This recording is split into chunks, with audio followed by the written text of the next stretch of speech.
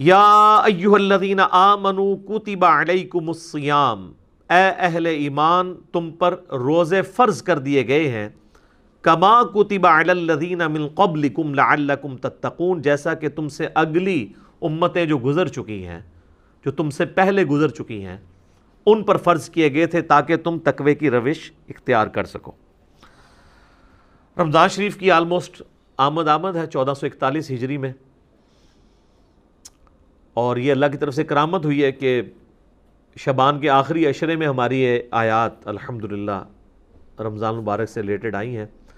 رمضان المبارک کے جتنے بھی احکامات ہیں کتاب و سنت کی روشنی میں نے بڑی ڈیٹیل کے ساتھ ان کے اوپر ایک لیکچر ریکارڈ کروا دیا ہے، جو کہ آلموسٹ 5 نشستوں میں ہے۔ مسئلہ number 53A B C D اور E، اور ہر نشست آلموسٹ 1.5 گھنٹے کی ہے، جس میں رمضان شریف سے ریلیٹڈ ہر چیز کور کی گئی ہے، جو کوئی پوچھ سکتا ہے۔ وہ کلپس بھی میں نے بھائیوں کو بتا دیا ہے، وہ وقتاً فوقتاً رمضان شریف کے پہلے عشرے میں ہی آلموسٹ سارے کے سارے کور کر لیں گے ہم۔ سورۃ البقرہ کا یہ رکوع بھی اس میں کور ہوگا، اس کے بعد بخاری مسلم کی روشنی میں 17 صحیح الاسناد احادیث، اور جو سحری کے افطاری کے احکام و مسائل ہیں، اسی طریقے سے عورتوں کے روزے کی رخصت کیا ہے، مسافر کے روزے کی رخصت کیا ہے، قضاء کا اور کفارے کا کیا معاملہ ہے، مریض سے ریلیٹڈ کیا چیزیں ہیں، ٹیکہ لگانے سے روزہ ٹوٹتا ہے نہیں ٹوٹتا، جتنے بھی جدید اور قدیم فقہی احکام و مسائل ہیں آلموسٹ 40 کے قریب ہیں جو اس میں ہم نے کور کیے ہیں۔ ایک حدیث کا انٹرنیشنل نمبر اس میں بتایا ہے، تو وہ انشاءاللہ ہمارے یوٹیوب چینل کے اوپر تو آلریڈی اپلوڈڈ ہیں، دوسرے جو ہمارے ان آفیشیل یوٹیوب چینلز ہیں ان کے اوپر سے خصوصاً مسلم اونلی سے وہ انشاءاللہ اپلوڈ ہوں گے،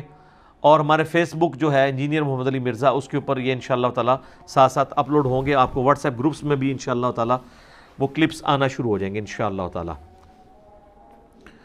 حصول برکت کے لیے میں 2-3 حدیثیں بیان کر دیتا ہوں۔ بخاری اور مسلم دونوں کی حدیث ہے کہ نبی صلی اللہ علیہ وآلہ وسلم نے فرمایا، جب رمضان کا مہینہ آتا ہے تو اللہ تعالیٰ جنت کے دروازوں کو کھول دیتا ہے اور جہنم کے دروازوں کو بند کر دیتا ہے، اور سرکش شیاطین کو قید کر دیتا ہے۔ تمام شیاطین نہیں، سرکش شیاطین۔ ایک اور حدیث ہے، نبی علیہ السلام نے فرمایا، یہ بھی حدیث بخاری و مسلم دونوں میں ہے، کہ رمضان المبارک میں اللہ تعالیٰ نیکیوں کا ثواب آلموسٹ 10 گنا سے 700 گنا تک بڑھا دیتا ہے، اور اللہ تعالیٰ فرماتا ہے کہ روزہ خاص میرے لیے ہے اور میں ہی اس کی جزا دوں گا۔ اور ایک ترجمہ یہ بنتا ہے، روزہ خاص میرے لیے ہے اور میں ہی اس کی جزا ہوں، کیونکہ روزہ وہ عبادت ہے جو جب تک کوئی شخص ایکسپوز نہ کرے نا، آپ کسی کو جج نہیں کر سکتے۔ نماز تو فزیکلی پڑھتا ہوا نظر آ جائے گا، تو روزہ ایک ایسی عبادت ہے جو خاص میرے لیے ہے اور میں ہی اس کی جزا دوں گا۔ بخاری مسلم میں ایک حدیث یہ بھی موجود ہے، نبی علیہ السلام نے فرمایا کہ ایک جنت کا دروازہ ہے جس کا نام ہے الریان، وہ خاص ان لوگوں کے لیے ہے جو رمضان المبارک کے روزے رکھنے والے ہیں، کہ وہ اس دروازے سے داخل ہوں گے۔ پھر بخاری اور مسلم کی ایک اور حدیث ہے، نبی علیہ السلام نے فرمایا، جس نے ایمان اور احتساب کے ساتھ رمضان المبارک کے روزے رکھے، ایمان اور احتساب یعنی ایمان کے ساتھ اور احتساب ہے اصلاح نفس کی کوشش پلس ثواب کی نیت خالصتاً اللہ کے لیے، تو اللہ تعالیٰ اس کے پچھلے سارے گناہ معاف فرما دے گا۔ جس نے ایمان اور احتساب کے ساتھ رمضان المبارک کی راتوں کا قیام کیا، اللہ تعالیٰ اس کے پچھلے سارے گناہوں کو معاف کر دے گا۔ جس نے ایمان اور احتساب کے ساتھ شب قدر کا قیام کیا، اسے پچھلے سارے گناہ اللہ تعالیٰ معاف کر دے گا۔ اور یہ میں نے سب سے آسان طریقہ اس میں بتایا کہ آپ ایٹ لیسٹ عشاء اور فجر کی نماز کا اہتمام کریں کہ کوئی رکعت فوت نہ ہو۔ صحیح مسلم میں حدیث ہے، ایک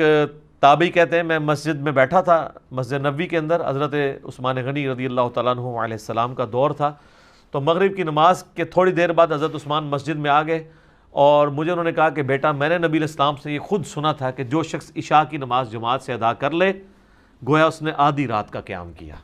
اور جو فجر بھی جماعت سے پڑھ لے گویا اس نے پوری رات کا قیام کیا۔ تو یعنی وہ بتانا چاہ رہے تھے کہ میں عشاء کی نماز سے اتنی دیر پہلے مسجد میں اس لیے آ گیا ہوں